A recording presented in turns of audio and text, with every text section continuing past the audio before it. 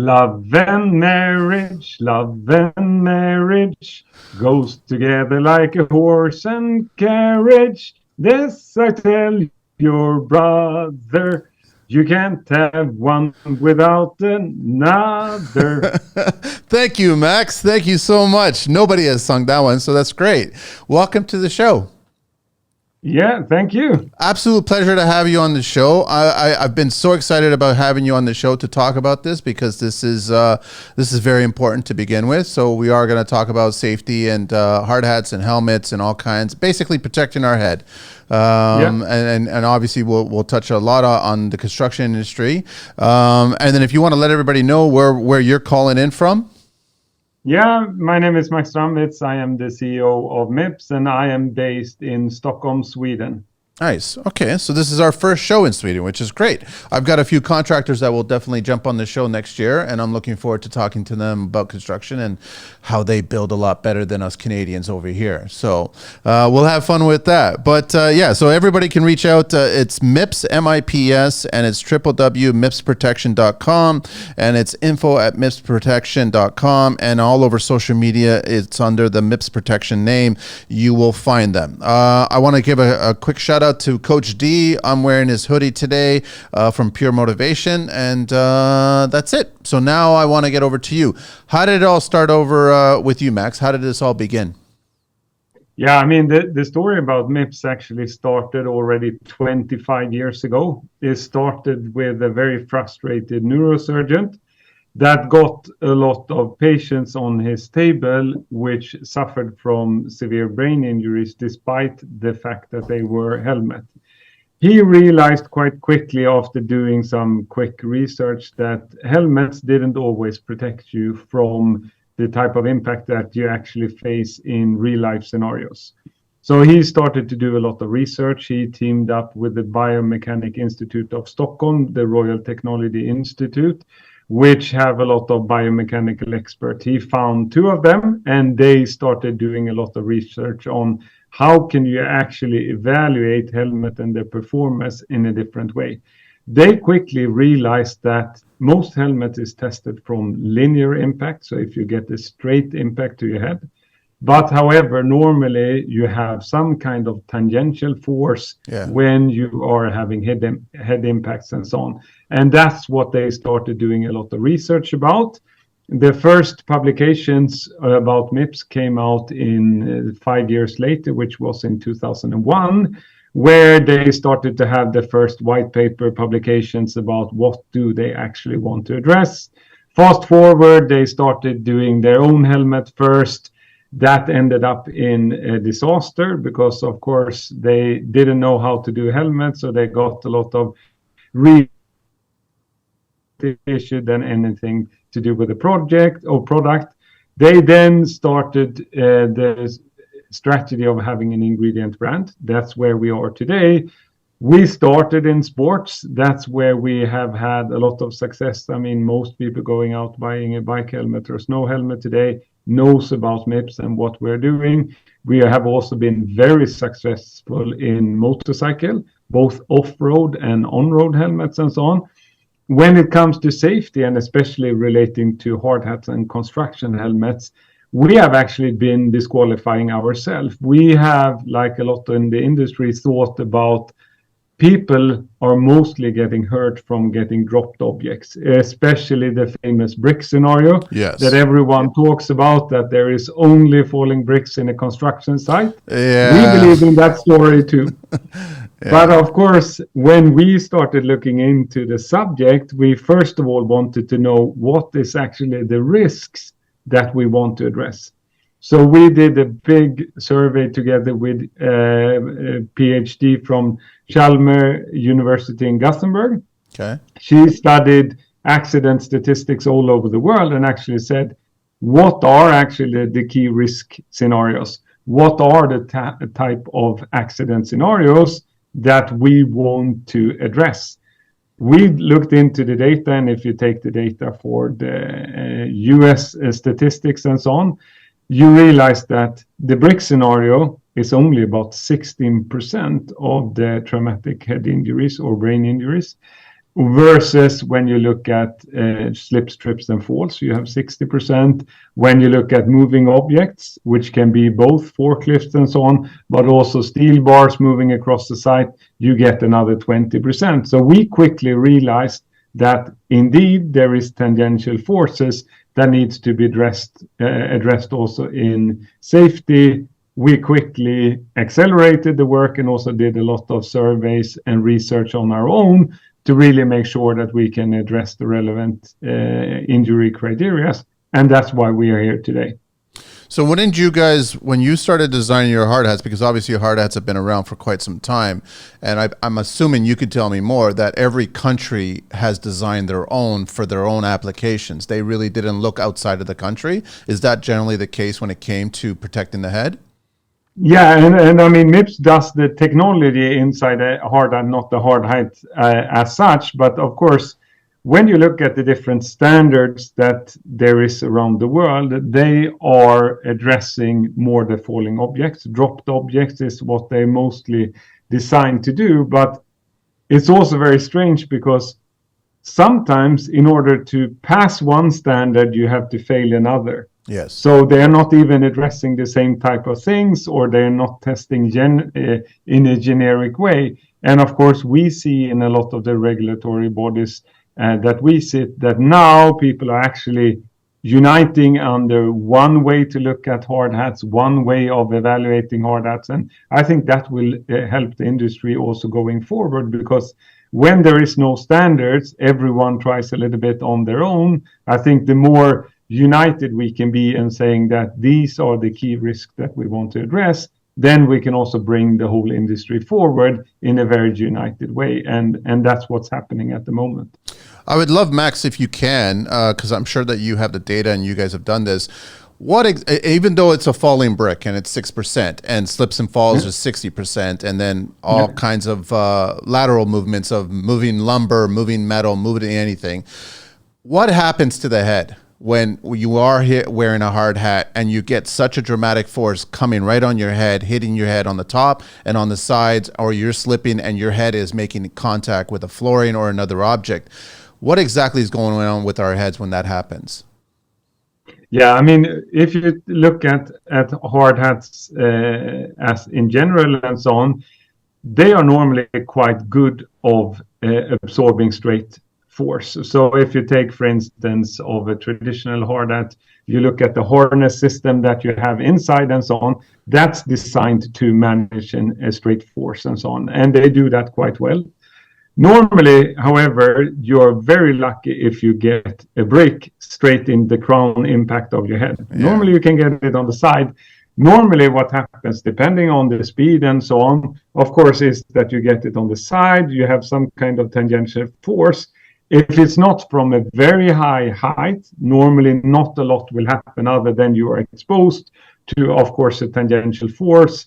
A lot of cases you can actually go back to work. Then, of course, if you have more severe impacts, or if you slip or you trip in another way and so on, then, of course, you can have a much more severe impact and so on, which could lead to a traumatic brain injuries or other types of head injuries and so on.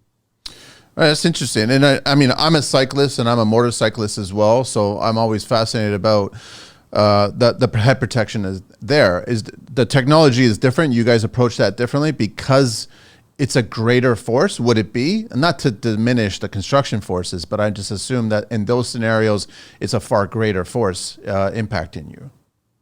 Now it can be, and I mean, you have all kinds of impacts also in construction sites, and everyone is always, so to say, making a lot of correlation between velocity and force. And of course, that's one thing, but also the kind of angle you hit the ground with could also be a part of that equation. So there is not only the high speed impacts that is really the most dangerous. Sometimes a very low speed can also be of high impact, like you're just falling to the ground or you're slipping or tripping and so on without a lot of velocity. Still you are introduced to a tangential force, and a lot of the impacts that we have looked at, we see actually already at very low force, you can have already quite severe impact. So even if you have an accident and I have exactly the same accident, we will not have the same outcome.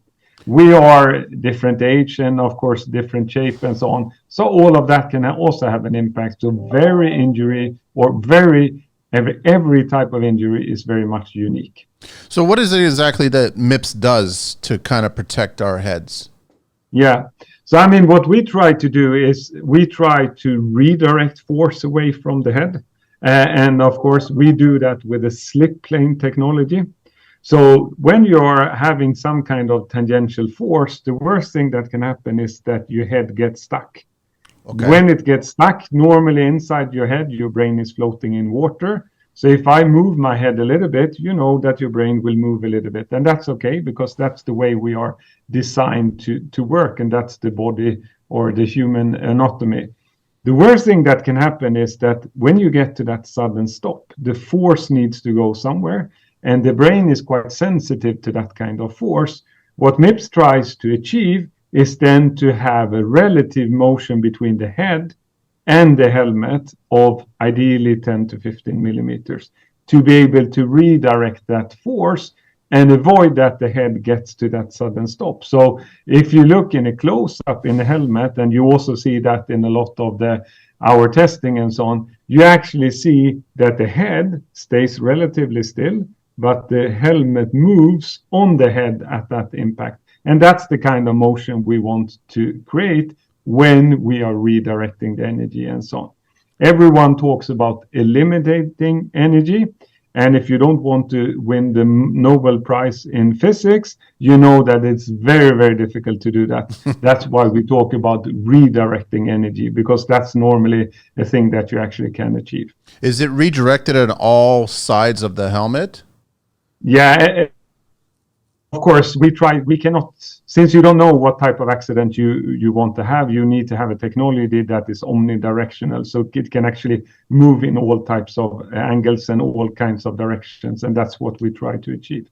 So being a motorcyclist, when I got into my first accident, not that I've been in several accidents, but you can, as soon as you make that contact, that helmet is pretty much done. You can't reuse that helmet. You weakened it, and now it's not going to protect your head anymore. Is that the case with every helmet out there? So if it's kind of designed for a one application, doesn't matter if it's a small hit or a very hard hit. Is that the idea? No, and I love that you say that normally when you have an accident, you should change your helmet, because in most cases it's actually true. It's very seldom that you know that you had a big impact and actually the helmet is as good as it was before the helmet. And of course, it's your head, so you want to protect it in the best possible way.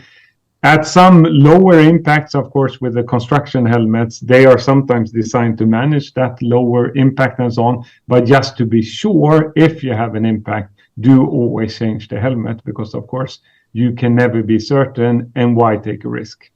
I mean, my math was very simple. The cost of a new helmet versus the cost of my head.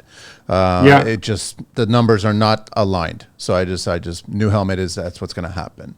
So and a lot of the helmets, especially in motorcycle and also what you see in bicycle, is normally made with some kind of foam that is actually designed to compress during impact. And of course, once it has compressed, normally you can't use it. You see much more of those type of helmets also now in construction helmets, and also in a lot of the harness system. You never know exactly what kind of impact the helmet have been tested for. You don't know if there is cracks or anything in the harness system, so why take a risk?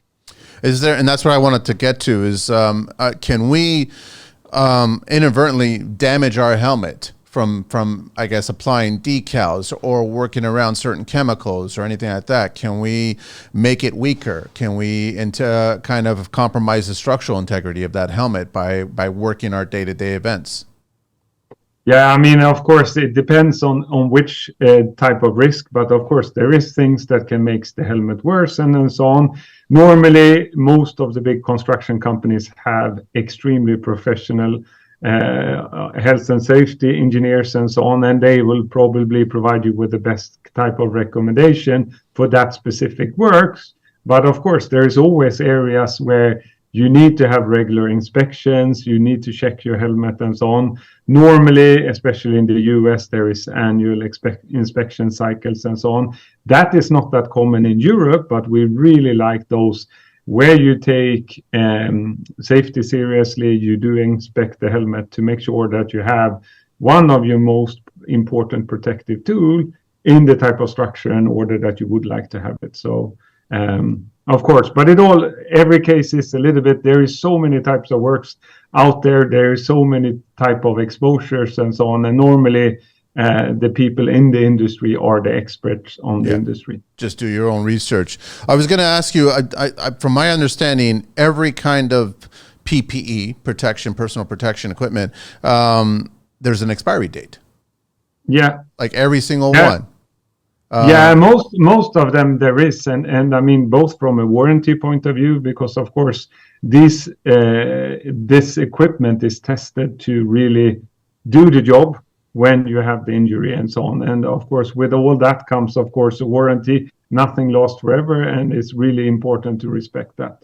What should we be looking at when we're looking at our protection, our helmets? Should we be just inspecting it on a weekly or monthly basis? We should be looking for cracks or gouges or things like that. Yeah, I think, first of all, where do you actually wear your helmet? Because, of course, normally you need to clean your helmet, because a clean helmet is much easier to make the proper inspection and so on. But it's also to consult the best industry expert in your area, because of course it all depends, but a clean helmet is always easier to inspect.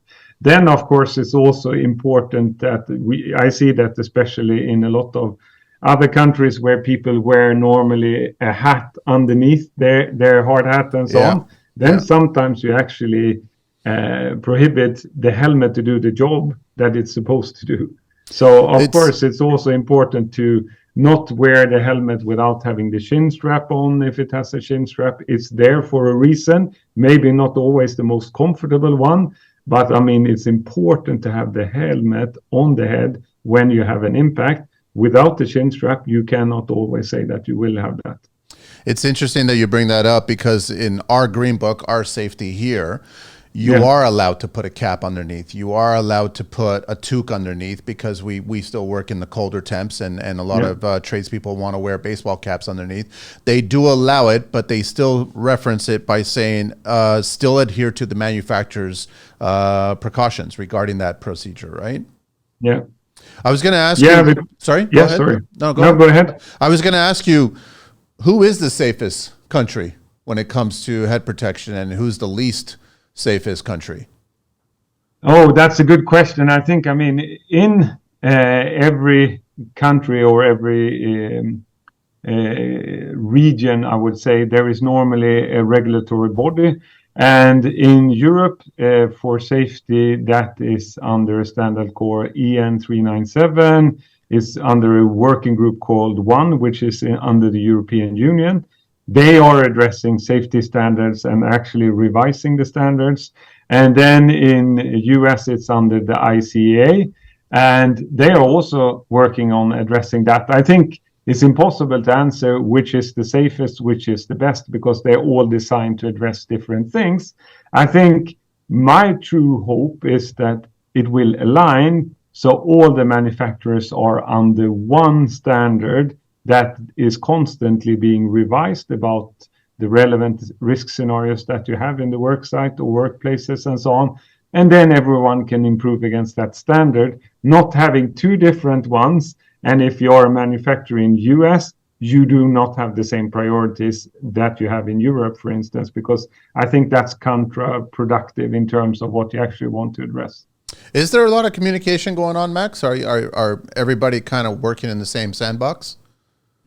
No, I think we are at least in the same playing field. We have representative in Europe, of course, and then I was actually at the annual meeting with ICAA a couple of weeks ago in Washington. I was super happy to hear the way the industry is being organized to address these type of issues. And I think what really made me very happy is that when the helmet manufacturers goes to that meeting, guns are down. They talk about general safety aspects. Everyone was extremely collaborative, and they want to push the industry forward. And that really made me happy, not talking about who is competing with who. At that meeting, guns were down and everyone did their job pushing the industry forward. And that made me really happy. That's good to see that. That's totally very good to see that. I want to share a little bit of history here. I'm sure that you probably know some of this stuff. Who invented the hard hat? I don't know, but I think it's actually Bullard who was the first company that came out with it. That's exactly right. Edward W. Bullard. He was a young lieutenant in the U.S. Army, World War I. Before the war, he was exposed to life and dangers of mining through his father's company, E.D. Bullard. 1919, Bullard patented the hard-boiled hat. That's what it was called, made of stem canvas, glue, and black paint.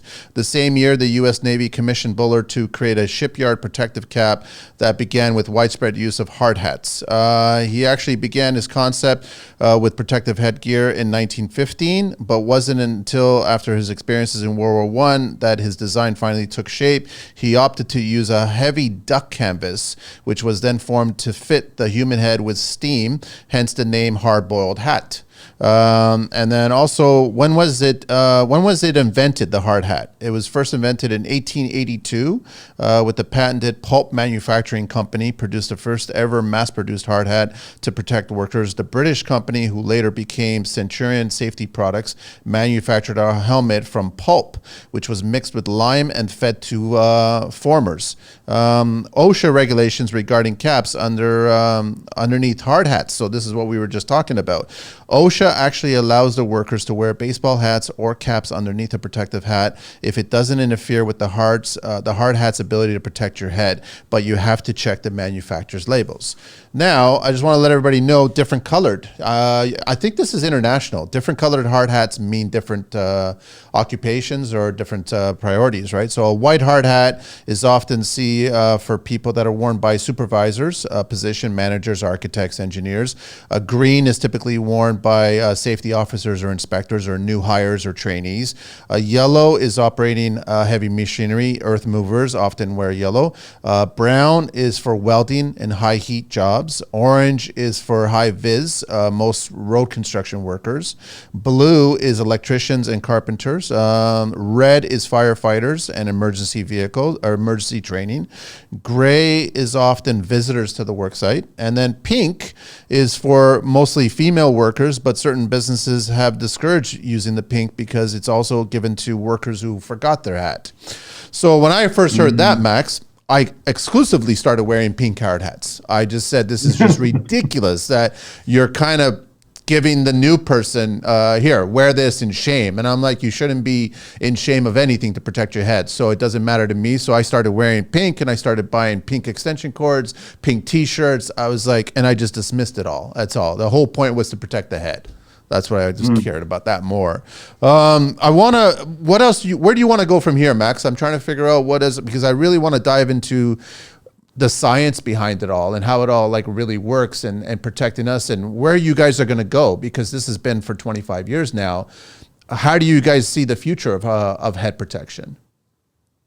Yeah, no, and I think, I mean, as scientists, our work never stops. No, it doesn't stop in the sports helmet industry. It doesn't stop in the motor industry, and it for sure doesn't stop in the safety industry.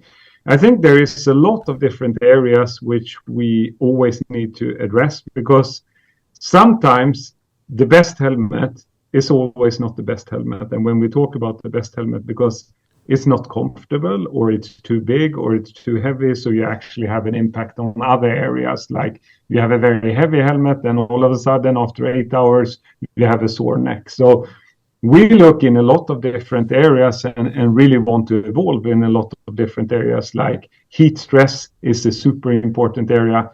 How do you make sure that you actually reduce the heat stress? When you start sweating or getting hot in a helmet, where does it actually start? You need to know that, you need to understand that to make sure that you can address it properly. We see a lot of examples where people put fans in some helmets. They want to talk about that. without knowing actually what are they wanted to address, because sometimes you just pump the air around the helmet and you haven't achieved anything and so on. So that is an area for us that we really want to look into. Then, of course, making the helmet as comfortable as possible. It's super important. We really want people to wear the chin strap. If you look at the chin strap, a lot of people have beards. And if you have beard, you perceive it to be a little bit itchy and so on. How can we actually make it a lot more comfortable? Also, the neck retention system, is there ways to address it to make sure that you actually don't have any point pressure on the head and so on? So I believe that one of the most important safety aspects is comfort, yes, ventilation, and so on. Because if the helmet is not comfortable or well ventilated, you will not wear it because it's not a product that is good enough to wear. So we look a lot into that. Then, of course, we also look into what are really the most important relevant injury scenarios. Is there other areas that we want to address? We started, like I said, in construction helmets. We know that mining helmets is super important. Oil and gas is an area where you have a lot of exposure and so on. Offshore is one part of that. Logistic helmets and so on. So I don't think, or I hope, that our work never stops. The more that we can push the industry forward, the better it is. We spend a lot of money in collaborating with universities around the world because, of course, there can never be only one view. It needs to be a lot of different aspects that you need to consider. Also, the challenge is a very big area. When you talk to the US population, heat stress becomes a big issue. Yeah. Also, in a lot of the emerging markets, fatigue becomes a big issue and so on. So you really need to understand that area. In Europe, that's not even a hot topic. So, sorry for the bad joke, but it's a joke, but bad phrasing. But it's really an area where they talk about other things and so on. So I think really relevant head protection in the areas that you want to address is an important area and so on. A lot of the test equipment that there is today is only about falling objects. So we bought our own 90-kilo guy. He is a test dummy that we bought from the car industry. He gets a lot of beating. We drop him from scaffolding. We will soon have a Christmas party. I think we'll have a good show also then. What's his name, Max? Really, have you guys named him? Helmet. His name is Helmet. Okay. Yes, exactly. No, but for us, it's really important to have that kind of experimental test to see what happens in a lot of scenarios. And that's why I'm so keen about the chin strap, is that when you fall from height, normally in a lot of cases, you hit your butt first. When you hit your butt first, normally the head goes a little bit backwards. In a lot of those scenarios, the helmet actually falls off the head and then you're unprotected. And that's an area where we learned a lot of looking at how do you actually fall, why is the chin strap so important, and what can you do to address it, and so on. So a lot of different things. I'm going to be honest, Max, here in construction, I have yet to see a chin strap helmet. Yeah. But it's a very valid point because of those slips and falls. If slips and falls are 60% and you are falling to the side, to the back, to the front, or whatever, the first thing that comes off your head is the helmet. Yeah. And so it doesn't protect you. So I was going to ask you, how does one pick a helmet? Because the biggest problem that I see, or when people speak to me about hard hat safety, is they don't feel, it's like you said, it's not comfortable, it's not fitting right. So then I don't want to wear it. So I'm constantly wanting to take it off. Your objective with MIPS and everything is to create a helmet that it doesn't feel like you're wearing it, but it's still protecting your head. So how does one find that right helmet to protect your head? No, and I think, I mean, the best helmet is the one that you actually wear. If you don't wear it, it doesn't matter how good it is. So it should be comfortable, of course. It should also fit in your head. A lot of people wear the helmet on the top of the head, which is normally not good enough. So it should really cover a big part of the head. That's the most important thing, and so on. And then normally, with the bigger construction companies and so on, you do get a short list of helmets. These are the helmets that we recommend. They have normally gone through a big inspection with the construction companies. They have also required for test results and so on to make sure that it's a good helmet. I would pick one of those. And then, of course, certified helmets. Certification is there for a reason and so on. I hope that the certification standards increase and also makes challenges even tougher in terms of certification, because I mean it's about people, and of course we want to address them in the best possible way. So I think that's the recommendation I can give you. The best helmet is always the one that is on the head. Yeah, it's always on the head. True. And are you guys here in helmets here in North America, in Canada, and the U.S.? Is there the MIPS certification on the helmets? Can I find that, or how does that work? The technology? Yeah, so today we have two American partners that we work with, PIP, Okay. and also Ergodyne, have both MIPS helmets on the market. There will, of course, come more during next year, so you will see more helmets on the market and so on. So yes, it exists. Okay, that's good to know. What else do you want to share? I'm curious, Max, the whole range of helmets that you guys have actually studied and work with. Outside of construction, outside of cycling, outside of motorcycling, you guys are doing rock climbing, adventure sports. You're doing all kinds of. I mean, what is the whole range? What's that list like? Yeah, I mean, it's a lot of different helmets today. We are doing in sports, of course, climbing helmets. We are doing, or mountaineering helmets that they normally call snow helmets. We are doing also bicycling helmets, equestrian helmets, off-road helmets in motorcycle, adventure helmets. We are also doing motorcycle helmet, e-scooter helmets, military helmets. We're doing technology for fire brigade helmets also. So a lot of different areas, but all of them have one common thing, and that's there is some kind of tangential force. Yes. We would never just become a marketing sticker on the helmet. We always, before we go into a helmet, we look at what are the relevant injury scenarios that we need to address, and can we do that? For instance, we started looking into baseball a couple of years ago, where we looked at a lot of the injury scenarios that we saw. We were not that relevant because it was a different type of impact, almost like the woodpecker. You get the baseball ball towards your head and so on, and there was not a lot of tangential force. We said without that, there is no reason to be there, and therefore we actually said at one point we will probably also be in a baseball helmet, but we need to understand what is the risk we're actually going to address. So of course we spent a lot of time in our research. Half the company's engineers that is focused on what we're doing today. We have 6 PhDs in the companies. We do about 1,000 tests per month, and that of course is really important for us. 12,000 tests in a year, just to understand where we are today. So of course, the company has been awarded with a lot of awards, like the Engineering Nobel Prize, you can almost say, that, which is the Polhem Award in Sweden, which was extremely happy to receive that, and a lot of other rewards. But our journey never stops. I am the CEO today. At one point, of course, there will be another CEO that is pushing this journey forward because, of course, it's a great product.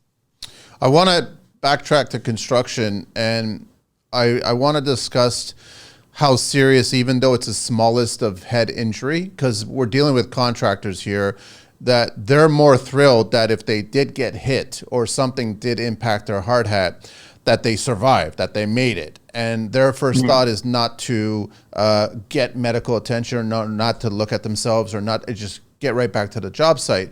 But can you fairly, like through all your research, can you kind of say that it doesn't matter how hard or how little you were hit on the head, you should still be looked at?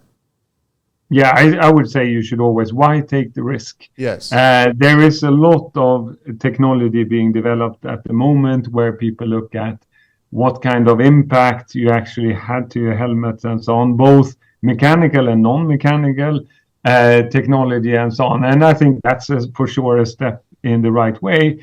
But just having an inspection is always good to really see what actually happened.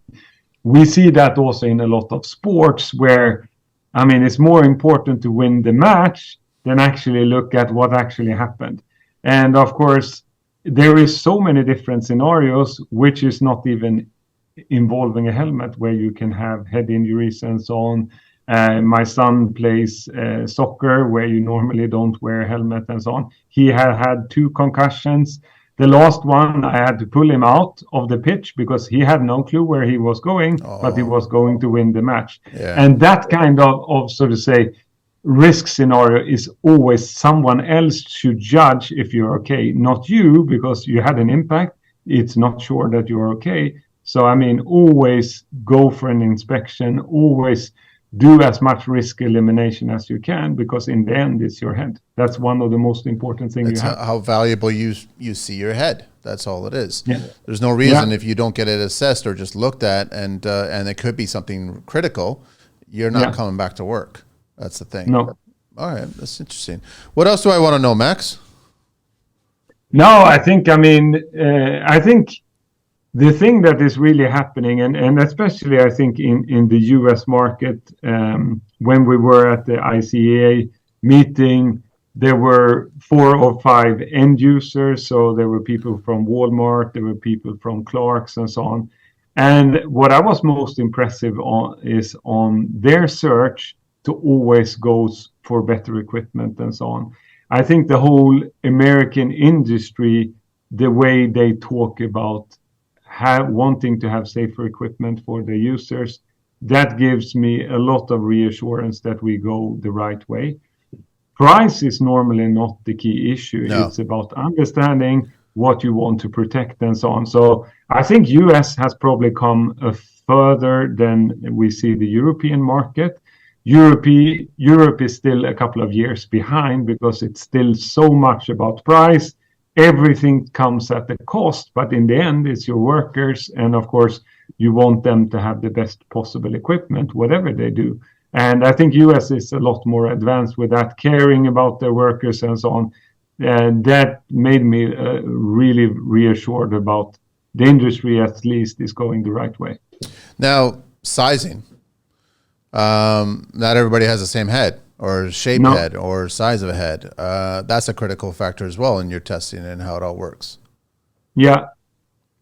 And I think also the whole system about neck retention system, because again, about comfort and so on, nobody wants to have a hard hat that is too small. Yes. But also you shouldn't have a hard hat that is too big either. So I think there you will probably also see a lot of development over time, where people are having more versatile retention systems and so on, where you have less point pressure, but also sits better on the head. Because, I mean, head size ranges is quite big, and you see that in all kinds of sports. But when it comes to construction, normally you only have 1 or at best 2 sizes to pick from. And then the neck retention system should do the job. Normally, the neck retention system is only putting around your forehead and the back head, but of course the helmet sits on the whole head, and you need to make sure that you have solutions to address that also. How critical does weather play in? I mean, if we're talking about extreme heats and extreme colds, how does that factor in with head protection, or does it factor in? I mean, heat is never good because, of course, heat stress is an important area, but also when things are getting colder, normally, especially plastic and those type of materials, they normally work less or have less performance when it's cold outside. So, I mean, there is a reason why you in regulatory bodies and so on test helmet both for cold and for heat to make sure that they perform in any type of weather conditions and so on. So they are tested from that and so on. But where you have the most challenge is, of course, in the cold test that you normally go through. How extreme do you guys get on the testing? I can only I'm not that good at translating into Fahrenheit, but it's really, really Don't worry, I'm Canada, so it's Celsius. You can talk Celsius. Yeah. So normally you would test it for at least 20 and even further down below than that. So normally what you do is you put it in a freezer, and then what you do is that you need to test it within a certain period of time to make sure that it's still cold and so on. To really stress it as much as you can. You can go down to 50 degrees minus and so on to really make sure that it performs in all types of weather conditions. Nice. I want to share a little bit of our building code here. We've got some terminology here that I'm actually going to start sharing because a lot of tradespeople in the industry don't even know some of this terminology. Air barrier system means the assembly installed to provide a continuous barrier to the movement of air. Ad freezing means the adhesion of soil to a foundation unit resulting from the freezing of soil water. Assembly occupancy means the occupancy or use of a building or part thereof by a gathering of persons for civic, political, travel, religious, social, educational, recreational, or like purposes for the consumption of food or drink. Braced wall band means an imaginary continuous straight bands extending vertically and horizontally through the building or part of the building within which brace walls panels are constructed. And breaching means a flue pipe or chamber for receiving flue gases from one or more flue connections and for discharging these gases through a single flue connection. So we just try to educate as many people as possible. Max, I learned a lot. No, so I love what you guys are doing. I'm so grateful that you reached out and we got talking about it, because this is we joke about it all the time. And on the Green Book, I think through the course of the show, on how many shows we've discussed it, I personally find that for the safety side, if you're not wearing a hard hat on the job site and you get caught by the inspectors, it's only a $250 fine. And I've always said that's too low. It's too little. It doesn't deter, and I wish it would go up more. And a lot of people have been caught not wearing it, including myself. But I definitely think that it should be higher. I don't know what the fines are around the world. I can only focus on what it's like here. But I think that we should put more critical awareness on these situations. Yeah. No, I can only agree. I think it is so important. And I mean, imagine when you go out, you see your kids on the bike without the helmet. Of course, you would be angry. Imagine if they see their father doing those type of things without having a helmet. I think they would be really sad. Yeah. That's very, very true. I'm just trying to figure out what else do I want to ask you here, Max.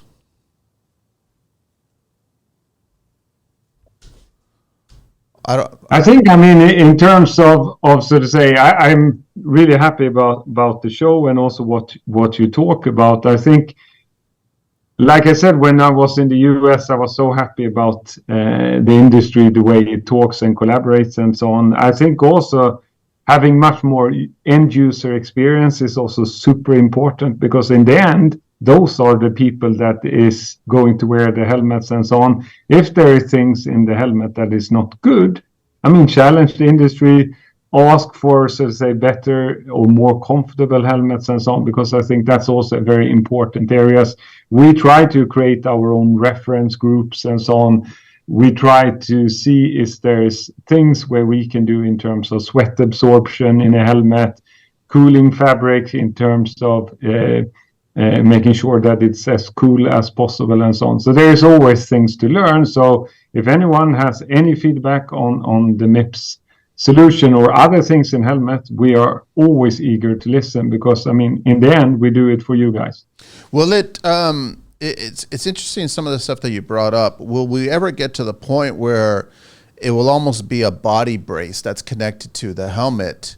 Because I figure that the next part of a human body that's very vulnerable after the head would be the neck. And if the head is protected, but then you're not protecting the neck, so I could just see the evolution of a hard hat becoming a body brace and all being one unit, so you can kind of protect that whole upper portion of the body. Yeah, no, and I think, I mean, there is a lot of things about the neck, and we have done a lot of studies on the neck also, because of course that's also very interesting. The neck is fantastic, and the way that it actually handles force and so on. The impact is that when you start isolating the neck too much at impact, you can actually have an opposite effect when it comes to the head and the brain and so on. So you need to be very careful on how you do it. There is a lot of, so to say, neck bracelets and so on around there and so on.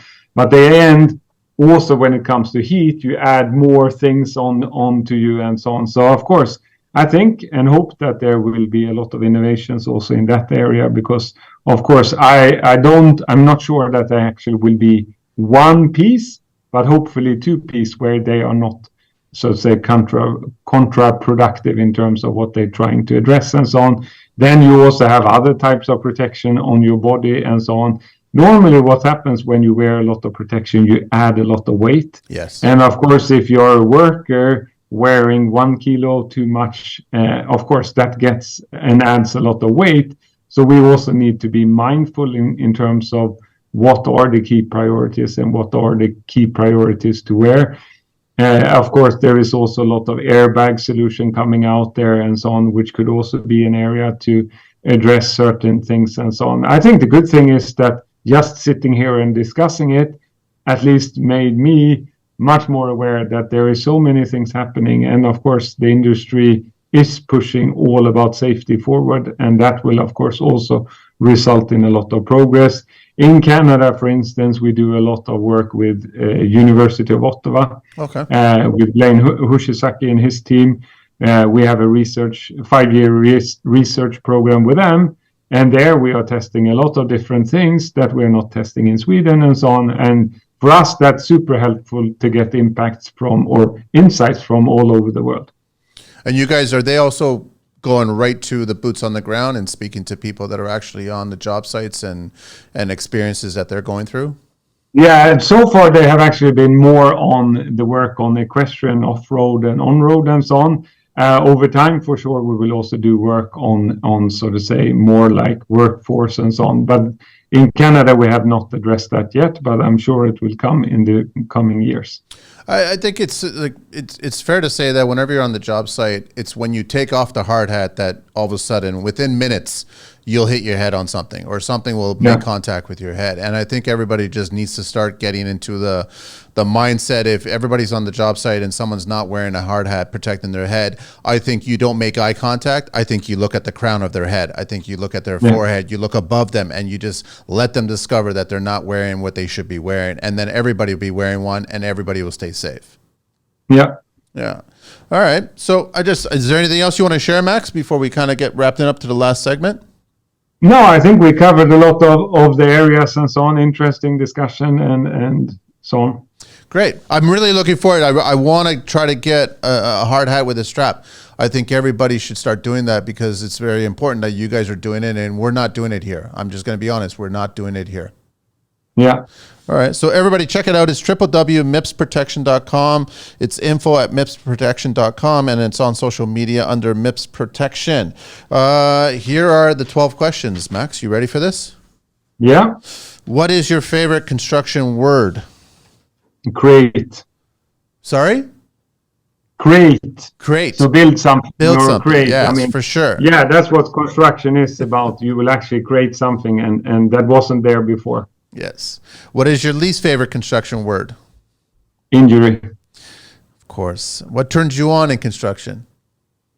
No, the concept of making things bigger and better. I mean, construction is all about improving or creating things that was not there from the beginning. What turns you off in construction?